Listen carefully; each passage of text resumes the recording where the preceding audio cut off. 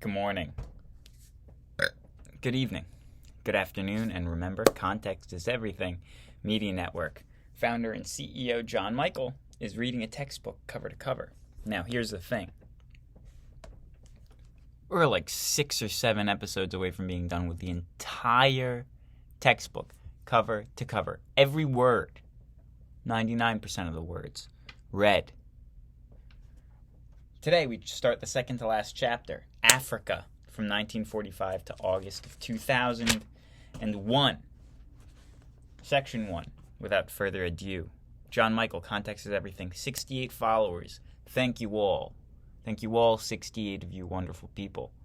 And everyone else who's watching, thank you as well. Achieving Independence. Section 1, Chapter 36. Setting the scene. Kenya regained her uhuru, or freedom, from the British on December 12th, 1963, writes Ngugi wa Thiong'o in a novel about Kenya's struggle for independence. One scene describes a moment of independence in Nairobi, Kenya's capital.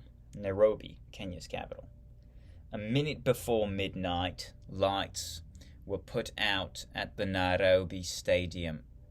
In the dark, the Union Jack, or British flag, was quickly lowered. When next the lights came on, the Kenya flag was flying and fluttering and waving in the air. Ngugi wa Thiong'o, a grain of wheat, his writings. In Nairobi and in villages throughout Kenya, bands played the new national anthem and crowds cheered the good news. During the 1950s and 1960s, dozens of new nations emerged in Africa. As people across the continent celebrated their newfound freedom, they also faced many challenges. The colonial legacy, new heading, which means a new pair of sunglasses. Here we are in Context is Everything Media Network, Studio D. Thank you all. If you have it in your hearts, if you have the ability to click, I suggest and would appreciate you clicking the subscribe button. It is an oval button, and if you click it, it makes me feel a little bit of a dopamine rush because I feel like, good, this is nice. Somebody's following me. I'm playing to another member of the audience. And, it's nice. Colonial legacy.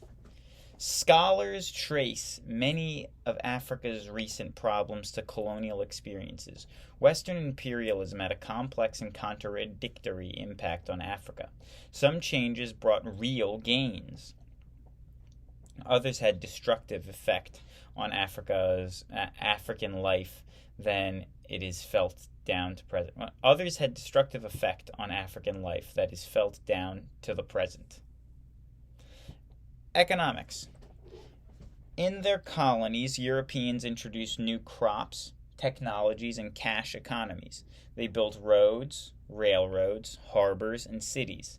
The new forms of transportation were meant to make the colonies profitable by linking plantations to mines and ports. Linking plantations and mines to ports. Exporting raw materials and cash crops helped pay for European rule.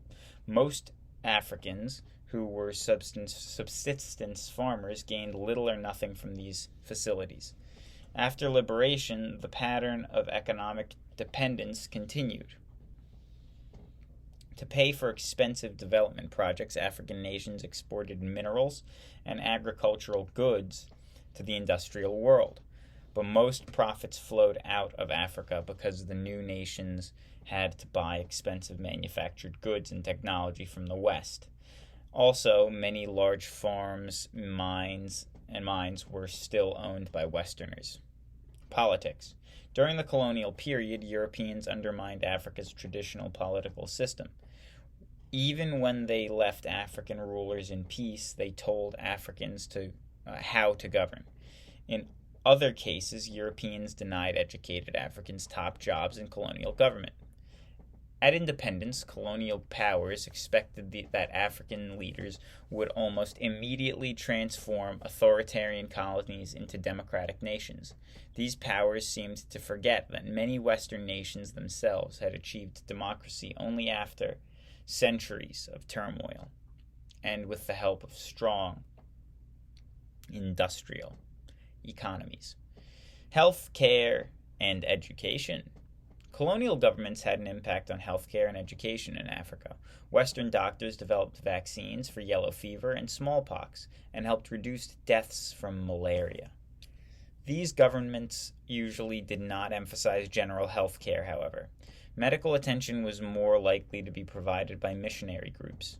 By the 1950s, in response to nationalist demands, colonial rulers built more hospitals and schools. They emphasized elementary education, but established relatively few secondary schools, and only a handful of universities. With limited access to education, people in liberated colonies faced additional challenges in the modern world. National borders. At independence, African nations inherited borders drawn by colonial powers. These borders often caused immense problems. Europeans had staked out colonies according to their own political and economic interests. Regardless of who lived in a particular region, colonies therefore included people from diverse ethnic groups and with different, even conflicting, interests. As a result, many new nations were made up of hostile groups forced to live together in the same country. Some borders also split people of the same ethnic group into two separate nations. Rather than draw new borders, leaders of the new nations worked to build a sense of unity where none existed. A growing spirit of nationalism. New heading. Hello. Thank you.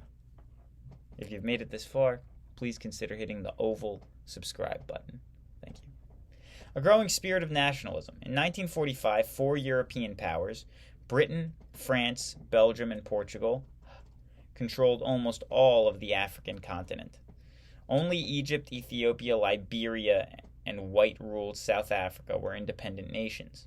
The rising tide of nationalism, however, was sweeping over European colonial empires. Around the world, liberation would follow this tide. Impact of World War II. World War II sharpened the edges of nationalist movements in Africa. Early Japanese victories in Asia shattered the Western reputation as an unbeatable force. Also, African troops provided support for Allied armies in Africa, the Middle East, and other parts of the world. When they returned to find discrimination and second-class citizenship at home, these ex-soldiers became easy recruits for growing nationalist movements. Nationalists also found support among workers in wartime defense industries, often strikes by workers over issues such as pay and escalated into demands for freedom. The global setting. After the war, many people in Europe had their fill of fighting. Many were reluctant to return to combat over their overseas colonies. Britain and France, the largest imperialist powers, were faced with growing nationalist demands. In response, they adopted new policies toward their African colonies. Both countries introduced political freedom that would lead to gradual independence. Colonial powers soon learned, however, that they could dictate neither the terms nor the pace of change. I think it's interesting that you can manipulate the way that people think with connotation. There's a negative connotation in this book for nationalism, and there's some good reason for it, but also at some level it's shaping the minds of the reader, and the reader being intended reader being the ambitious highly optimistic teenager who's just going to want to believe in the easiest way to peace. and they see that nationalism time and time again being mentioned, and being mentioned as a bad thing or with a negative connotation, it does breed a sense of national resentment rather than nationalism. And, when you hear America the Beautiful and you tear up, that is nationalism. If you are against our nation, then that also is not very good. And it seems like sometimes that's who we vote for, people that are not for the prosperity of our nation. Pressures for independence built up both within and outside Africa. After India won independence from Britain in 1947, African leaders grew impatient. Furthermore, both the United States and the Soviet Union rejected colonialism. Everywhere the cry rose, freedom, now. Nationalist leaders. Most nationalist leaders were Western educated. Many were powerful speakers whose words inspired their supporters. Kwame Nkrumah in Gold Coast, later Ghana, Jomo Kenyatta in Kenya, and Leopold Senghor in Senegal, to name just a few, were also skilled political organizers. In colonies throughout Africa, leaders organized political parties. In the cities, these political parties published newspapers, held mass rallies, and mobilized support for independence. Demonstrations, strikes, and boycotts were designed to pressure European governments into negotiating timetables for freedom. Routes to freedom. New heading. During the Great Liberation, each African nation had its own leaders and its own story. Here, we will look at 3 examples: Ghana in West Africa, Kenya in East Africa, and Algeria in the north. Ghana. The first African nation south of the Sahara to win freedom was the British colony in the Gold Coast. During the 1940s, Kwame Nkrumah was impatient with British policy of gradual movement toward independence. Nkrumah had spent time in the United States, where he was inspired by the Pan-Africanist Marcus Garvey and other civil rights leaders. He also studied the nonviolent methods of India's Mohandas Gandhi. Back in the Gold Coast, Nkrumah organized the Radical Political Party. Through strikes and boycotts, he tried to win concessions from Britain. When mass action led to riots, Nkrumah was imprisoned. His supporters continued the struggle. In 1957, Gold Coast finally won independence. Nkrumah had emerged from prison to become prime minister of the new nation, named it Ghana, after the ancient West African Empire. The symbolism was clear. Gold Coast reflected Europeans' interest in Africa. Ghana linked the new nation with the region's African past. Interesting. Before the arrival of the Europeans, Nkrumah said, our ancestors had attained a great empire. Thus, we may take pride in the name of Ghana, not out of romanticism, but as an inspiration for the future. Kenya. In Kenya, freedom came only with armed struggle. White settlers had carved out farms in the fertile highlands, where they displaced African farmers, mostly Kikuyu. Settlers saw Kenya as their homeland and had passed laws to ensure their domination. Even before World War II, Jomo Kenyatta had been leading spokesperson for Kikuyu. The land is ours, he said. When Europeans came, they kept us back and took our land. Kenyatta supported nonviolent methods to end oppressive laws. More radical leaders turned to guerrilla warfare. They burned farms and destroyed livestock. hoping to scare whites into leaving. In 1952, they began to attack settlers and Africans who worked with the colonial rulers. The British called the guerrillas Mau Mau, M-A-U, M-A-U, and pictured them as savages. To stop the violence, the British arrested Kenyatta and forced thousands of Kikuyu into concentration camps. Kikuyu casualties rose when British bombers pounded Mau Mau, armed mostly with swords. All told, casualties were about 75 dead among the whites and 13,000 among the Kenyans. The rebels were crushed with the movement, but the movement lived on. Eventually, the British released Kenyatta, whose imprisonment had made him a national hero. In 1963, he became the first prime minister of an independent Kenya.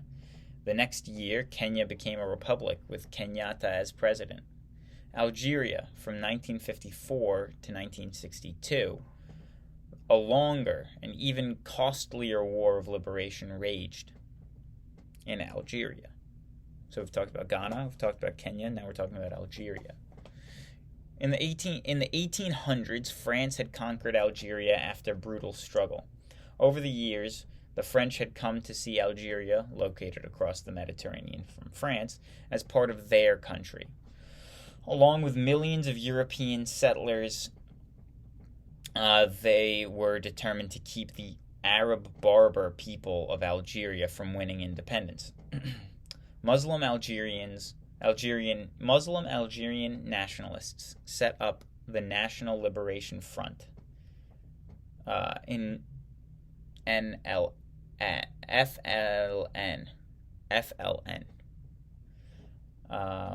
Talking about FLN, we got the sports going on, the NFL. Rough weekend for the New York sports teams, but the Jets came out with a victory. The Giants lost in historic fashion, 40-0. FLN reminds me of NFL, so that's why I said that.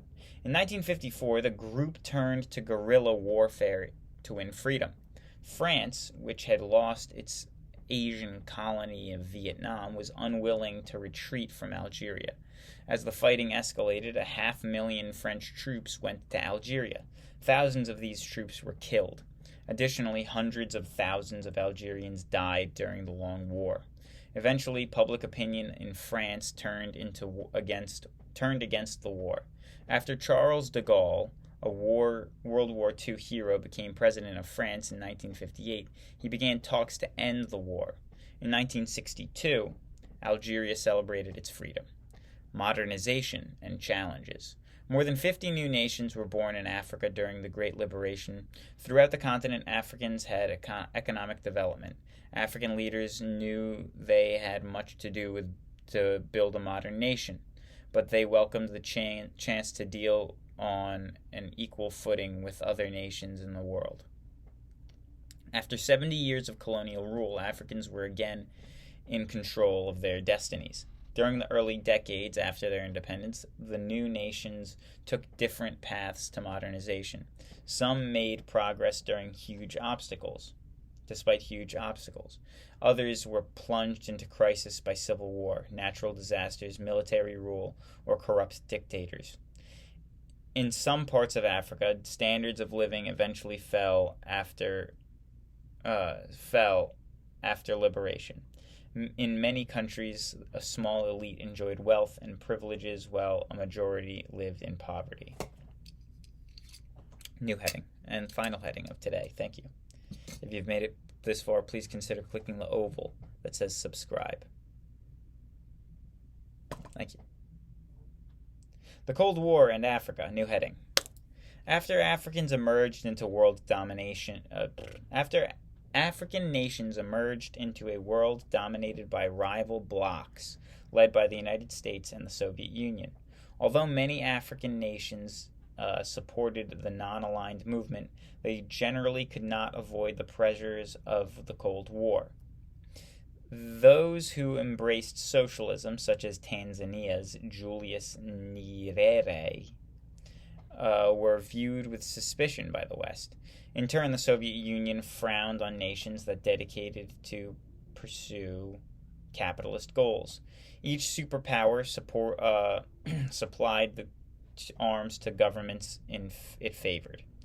That policy boosted the power of the military in many countries, contributing to instability.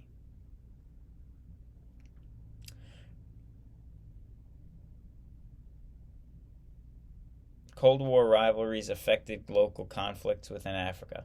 The Soviet Union and the United States supported rival groups in the liberation struggles in southern Africa. Along the Red Sea, the two superpowers became involved in a long, bloody war between the nations of Ethiopia and Somalia.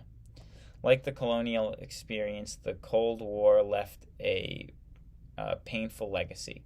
Weapons supplied by the superpowers came into the hands of traditional tribes and clans or of modern militias and guerrilla forces. Thus, armed with modern weapons, these groups spread violence across many lands. Organization of African unity. The new nations of Africa were determined to carve out their own position in the world. To do so, they joined both regional and global organizations. In 1963, they set up the Organization of African Unity, OAU.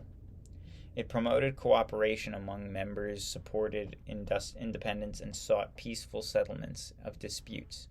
Since the OAU has provided African nations with a forum to discuss and settle common problems, the OAU set up African Development Bank to channel much-needed investment capital from foreign sources into development programs. The impact of the OAU was limited, however, because it had no power to enforce decisions. It also strongly opposed interfering with internal affairs of member states. The UN. After independence, African nations joined the United Nations. They contributed to and benefited from the UN in many agencies. Africans served in the UN peacekeeping missions around the world. African countries with other developing nations focused world attention on issues including healthcare, literacy, and economic development. They called for an end to racism and imperialism. They also pressured nations to the global north to deal with unequal distribution of wealth. Disaster relief. The UN, along with individual nations and private agencies like the International Red Cross, Oxfam, and Doctors Without Borders, responded to famine and other crises that struck African nations. In the early 1960s, the UN peacekeepers helped to stop the fighting in Zaire. Later, UN efforts helped save millions from starvation in Biafra during the Nigeria's civil war. Some international efforts had limited success. In the early 1990s, UN forces with massive American help brought food to Somalians caught up in a civil war outside. Outsiders tried but failed to restore peace to Somalia. In the end, the UN and most foreigners withdrew, concluding that only Somalians could solve their own problems. In Burundi and Rwanda, the UN and private aid groups again fed refugees of civil war. Thank you. I hope you have a wonderful day, and God bless.